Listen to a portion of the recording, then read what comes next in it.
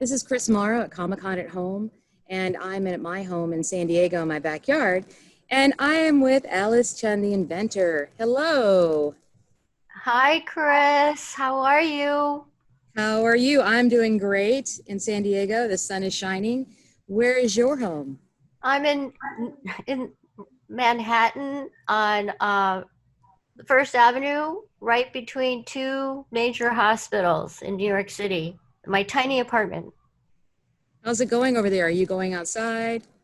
Where I try not to go outside as much as possible, but it is still spiking here right now.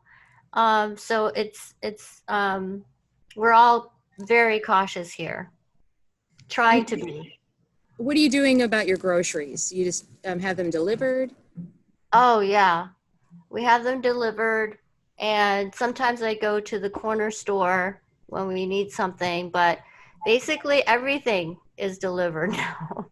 And how do you deal with it once it's delivered? Do you wipe everything down? Is there a process? Basically, sometimes just letting it sit for 24 hours and putting the perishables in if it's perishables, putting them in the fridge right away. But wiping stuff down, definitely.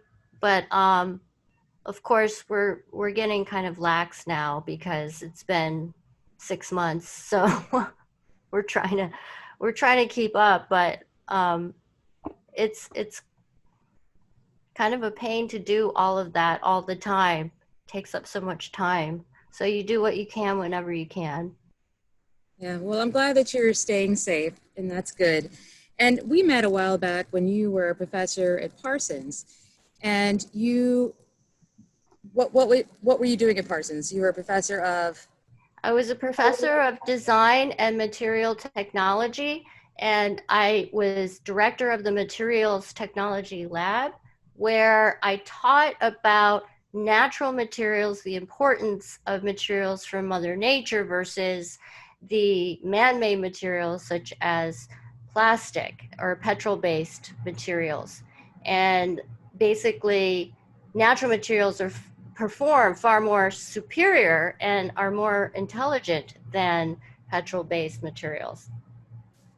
Well, we're going to talk about a mask, but right now, um, I wanted to talk about this puff because you invented this. It was right after the Haiti earthquake, and you saw a need. You saw a need for light. I think they were burning and Definitely. fires with plastic in their tents. And can you talk about that real quick? Sure. Basically, in regions such as Haiti, about 90% of, if you're living in poverty, most people are using kerosene to light their world at night. It's extremely dangerous. It kills 2 million children every year because of the toxic fumes. And and people that are living on $3 a day are spending up to 30% of their income on kerosene to light their world at night. So we researched every single solar light out there on the market, and they're all made out of polycarbonate, which is a hard plastic that's not recyclable. And we decided to try to reinvent the solar light so it's flat packable. And I used to do origami when I was a little girl, and the design is inspired by the origami balloon. It's an amazing thing. I've passed out about 100,000 of these myself at Oh, refugee thank camps, you. I love you. and along with Dr. Allison Thompson. And her whole message was love and light, which is pretty incredible. And I know for a long time she was the person that was passing these out. After Yeah. the Nepal earthquake, and she's passed them out in Puerto Rico. I've actually gone with her on trips to Puerto Rico to pass them out, and I know you've gone with her to Syrian refugee camps. But I also walk my dog with this. And I also Cool. use it for my anchor on my boat, so I can see where it is Cool. down there because it is waterproof. And That is so it's in my cool. backyard. I use it for an accessory when I'm going to a party sometimes. It's something that's just so pretty, very functional. I wanted to thank you for that. I Thank love you. I thank you for bringing that to all of your immense supporters. You have so many people that are supporting you, and thank you for sharing this with them. Well, this is such a great product. And I think it's interesting because of the pandemic going on. You don't see a lot of people right now. You're in New York City. It's been several months, and I think you transformed your kitchen into a lab and started coming up with a different idea for something. Can you talk about that? Absolutely. So there's a huge problem with face masks that we're using right now. A lot of people don't know that the N95 mask, some of them have formaldehyde in it, which is the reason why people are breaking out and getting rashes. I was living on the street between two hospitals where there was mayhem. I personally saw hundreds of thousands of masks being thrown away each day. And being a material technology professor, I know that the polypropylene, they're basically plastic. And if they go into the landfills and the oceans, that's going to stay there for 450 years or more. They also destroy the aquatic life because the micro particles begin to, when it deteriorates in the ocean, it becomes part of the ocean itself, and it begins to deteriorate the coral reefs, which is incredibly bad for the aquatic life. So always looking for something better. I think that I also saw the surgeons are warriors on the front lines. And because of the need for pressure to be airtight with those masks, I saw incredible wounds, sinister wounds on people's faces because of that. And I just thought to myself, this is 21st century. Do we really need ear loops? And the history of the face mask is they haven't changed much in 100 years. The first face masks were created in 1910, and the 3M N95 mask was created in 1959. So, and basically it's stayed the same. So I think it's time for a change. And the other thing is that deaf people and the hearing impaired don't have a way to communicate if we're all covered and faceless.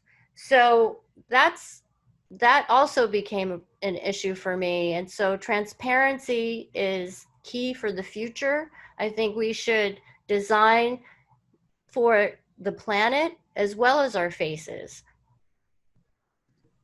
What did you design? What did you come up with this time?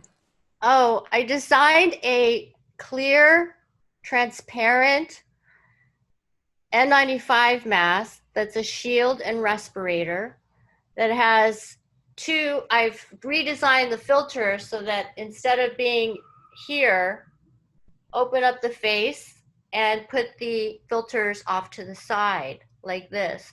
So you have two filters where the airflow is coming through there. And the other thing unique about it is that it has no ear loops or headbands. It stays on the face with a beauty product and also a medical product that incorporates a material called chitosan. Chitosan is the most abundant biopolymer on the planet. You can find it in vegetables, so it's vegan, and then it's also found in shellfish as well.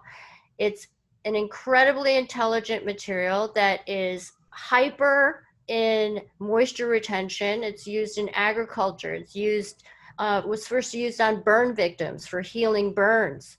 And it is an adhesive, but it's also a kind of a beauty mask because it's used for beauty patches, for taking away wrinkles. It's for moisture retention.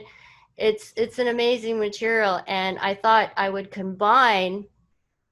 hybridize these materials for the mask so that we can pamper our skin as opposed to damage our skin.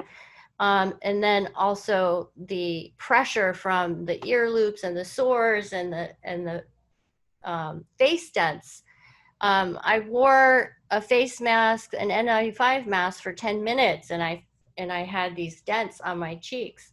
They were temporary, but imagine if you have to wear them every day, it's going to be something that is a long-term effect. So this is going to be a mask that is reusable.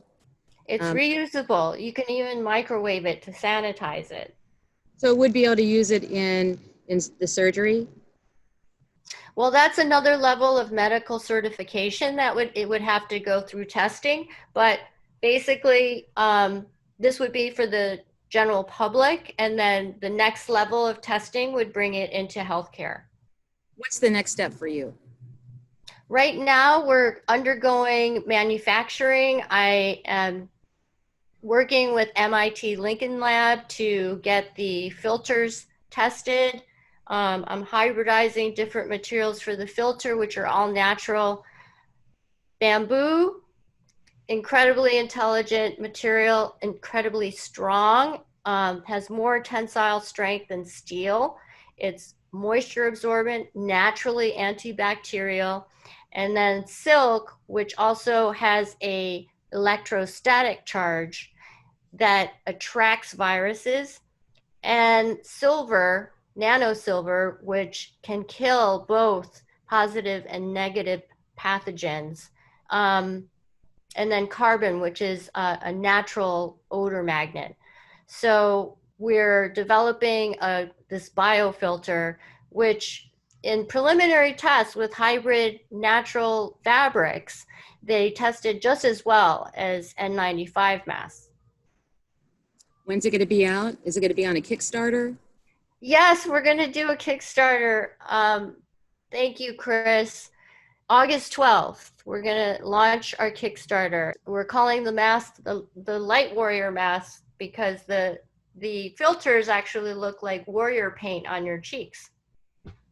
And plus, I've been doing one of the things that happened last year was I was featured in Hillary Clinton's book, The Book of Gutsy Women, in the chapter in the section of Earth Defenders. And one of the reasons why I got in that book was because of the story I told Secretary Clinton about light warriors. Do you want to tell us a story? Absolutely. I didn't know how much time we had left. But basically, after Hurricane Maria, the little island of Dominica was totally decimated and they had no power whatsoever. And I realized that the oldest Indian tribe of North America, called the Kalinago, live in Dominica.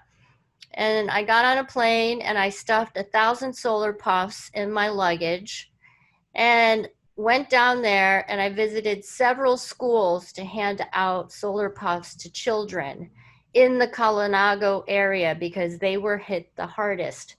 And these kids were amazing. And I wanted to just, I didn't want to just give them something and leave. I needed to tell them the story of how it came to be. And I told them that when I was a little kid, I was beat up and teased a lot because I looked different than the other kids in school. And I became a fighter way back then, but I didn't fight with my fists. I fought with the light of my mind and the light of my heart, the mind and heart. And I told them that, you know, the sun, now that you have this light, you're holding the sun in your hand, and the sun is the most powerful source of energy that comes to the earth every day. But the light of your mind and your heart is more powerful than the sun. And if you keep fighting with that light, that is the greatest weapon against injustice and poverty. And if you never give up, you will achieve all of your dreams. And I told them that every day the sun must kiss this face all day so that your dreams and ambitions will grow at night. And as long as you keep fighting with the light of your imagination, there's nothing you can't do. And so that's the story of Light Warrior. And it began in Dominica with all of those kids. And so when I came back and I told people about that, they were like, "Oh my God, that's an amazing story." And I just thought that I would continue that. So I started teaching kids in New York too. I went to a couple of schools here in the city, and um, I was able to recently, because of our partnership with the Clinton Foundation, I made a commitment. I went back to Dominica and started teaching solar technology to children in Portsmouth in Dominica, and hopefully we'll be able to expand that program. But it's kind of tough being a small startup, but we do what we can. That's amazing. I loved your story. Do you have the prototype in your Of the hands? mask. Oh, the mask. Hold on.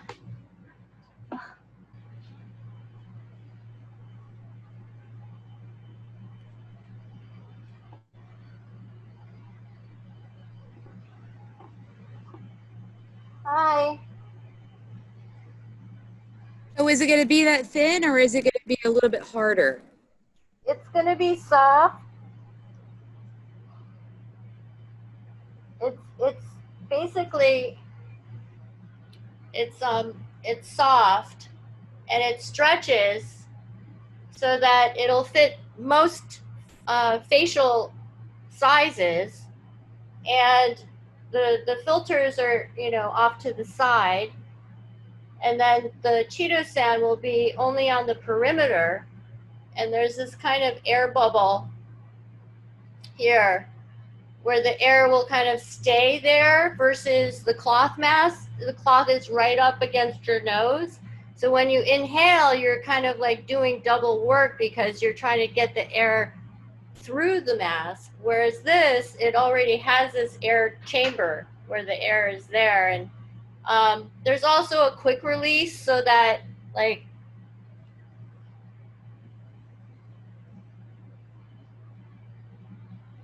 here, and then you can also position it so that it acts more like a shield if you don't want the air tight. I've already gotten some people that are asking me questions about it, and they were like, "Do I have to wear it airtight all the time?" And no, you don't have to wear it all airtight all the time. There's a way that you can just position it so that you have a slight release down here, but up here you're still connected and protected, which is way better than the other cloth masks because there's always a gap here. Anyway, So is this going to be a one-time use mask? no, it's reusable. I'm putting a warranty on it for 2 years. So you're going to use a replaceable filter. The filter you can replace, but you can easily sanitize the silicone mask in the microwave or the dishwasher, or just wipe it down with alcohol. And you can, silicone is incredible. You can even, you can put it in the oven even, because I'm sure you have some cooking utensils that have silicone on it. But for the mask, it's great because you can also make it fun and put your own temporary tattoos on it, and make it unique. Just make it unique to you. And but the most important thing is that I think we have an issue with a sea of the covered and faceless, and our humanity is linked with our faces. And I think it's super important, especially for children, to see and understand and build a cognitive relationship and build their cognitive skills by learning facial expressions. So Is this there, going to be different sizes for the mask, like a children's size? I haven't done a children's size, but right now I have a large and a small size. So I think that with the people that I tested it on, it seems to be okay for now. But later, I would like, I don't know, I might, depending on what the reaction is with people and what people want, we may develop other um, other types of masks that are similar. But that's the exciting part of design, is actually getting everyone's um, feedback so that the design can evolve with the feedback of the users. For me, that's the most exciting part. This started in your kitchen. I know. It was like day 3 of lockdown, and it was crazy here in New York, and I thought I need to do something to help. And what are the issues that are happening with the face masks? It was just tremendous, the problems that were happening because of the current face mask. So I decided that we need something transparent, definitely, and we need to redesign the filters. So that was back in February, March, and now we're going to launch August 12th. Thank you, Alice Chung. This is incredible. I can't wait till August 12th so I can check it out even further. This is Chris Morrow. I can't wait till I see you in person so I could give you a big hug someday. Oh my God. But for now, Lots of love. You're the best. I love you. Love you too.